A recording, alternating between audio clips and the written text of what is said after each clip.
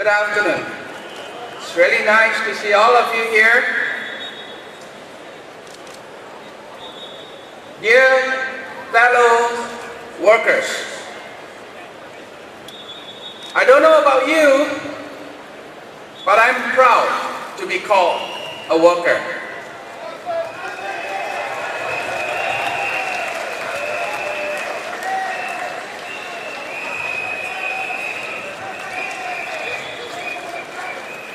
Ladies and gentlemen, Dr. G.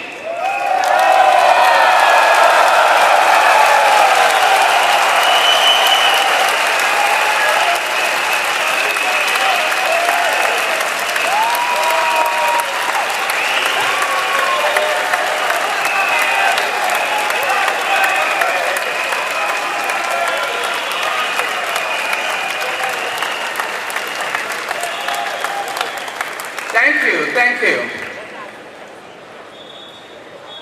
I'm sure that makes his days, but more so, he will be happier if you tell that to him on Friday with your votes.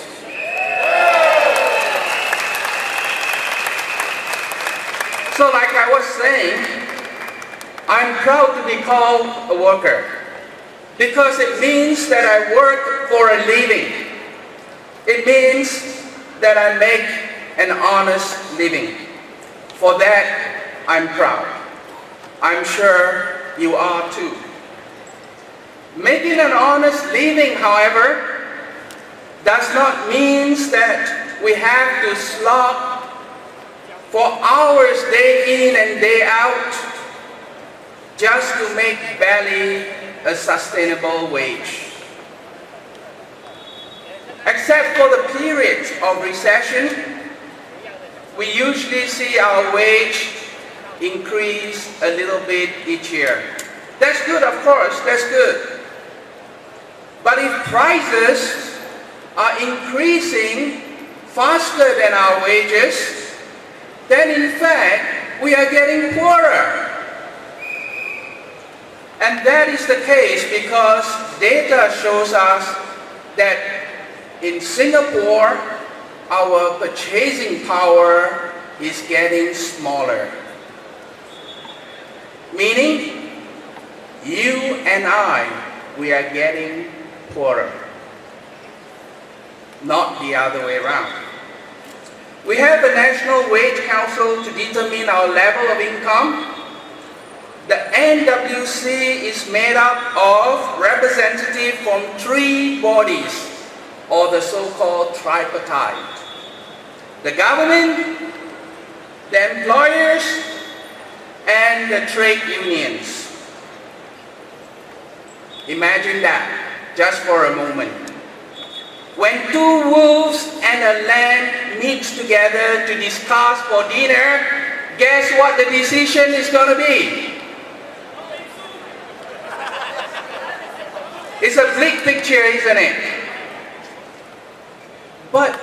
But isn't the government supposed to protect us? To look out for our welfare? Well, the problem is, in Singapore, over 60% of the corporation is government linked, also known as GLC. So, there is a conflict of interest. Is the government representing the employers, or is the government representing you? Well, I leave that to you to answer that question yourself. Should it look after the linked company's interests, or should it look after your interests? Again, I'm sure you can figure that out. Well, 2 wolves and a lamb. That is a big picture, isn't it? Yes, it is, but alas, it gets worse. What about the trade union, you ask? They would certainly represent us, right? Right?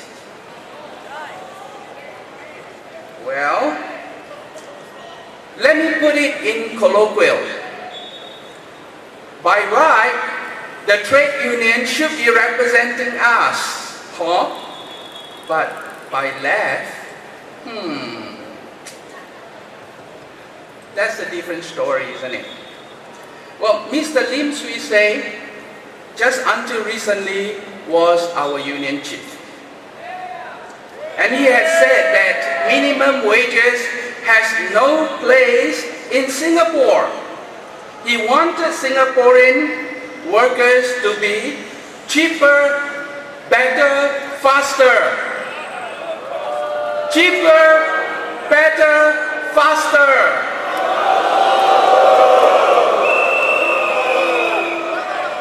Better, yes, I like that. But cheaper? He wants you to be cheaper. Can you believe it? Your very own union chief, who represents you in the National Wage Council, wants you to be cheaper. To me, that is totally disgusting. No wonder our wages remains miserable. No wonder our salary cannot catch up with price increases. Another thing that is uniquely Singapore is that the union chief automatically gets a ministerial position in the Prime Minister's office. As a minister without portfolio, guess what? He's getting $1 million salary for nothing. And yet, he wants you to work for close to nothing. The SDP, on the other hand, wants you to get a more equitable salary, a more decent pay, one that not only catches up merely with price increases, but one that surpasses it. See, look around you. Look at all these big, giant corporations. They are not built by CEOs alone. They are built by the receptionists who answer the phone. They are built by the clerks who fill up the form every day.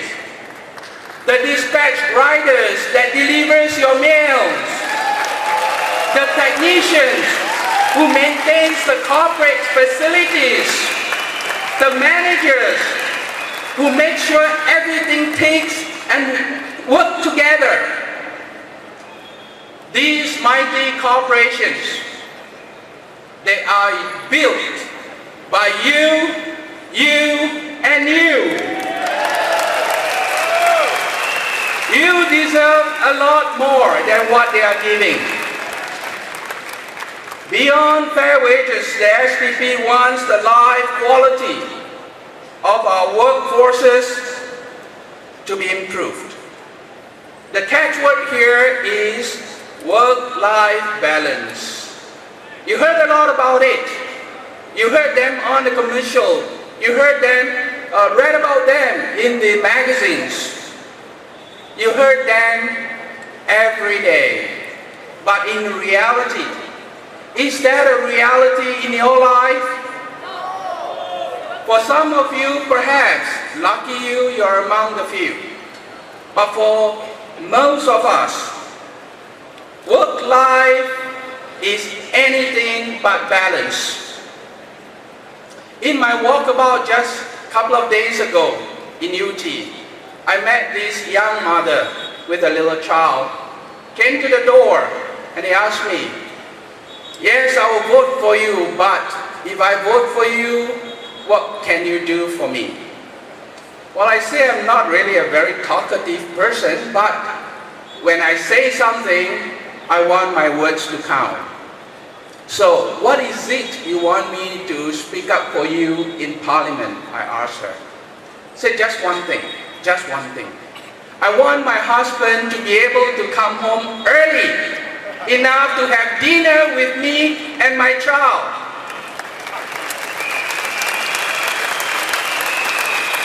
Because every day I cook dinner, we got ready, he get held up at the job place. By the time he comes home, the kids crying, I'm too hungry to wait. The kids cannot wait anymore. Food becomes cold. Every day, not just once in a while. So I tell you, ladies and gentlemen, this coming Friday, put us into Parliament. Let us be your voice in Parliament. That's the only way we can present your view to the government. Everything that we say out here is useless if we continue to say it out here. They will only pay attention when we are in Parliament and say that in there. So ladies and gentlemen, put us in. Tell the government enough is enough.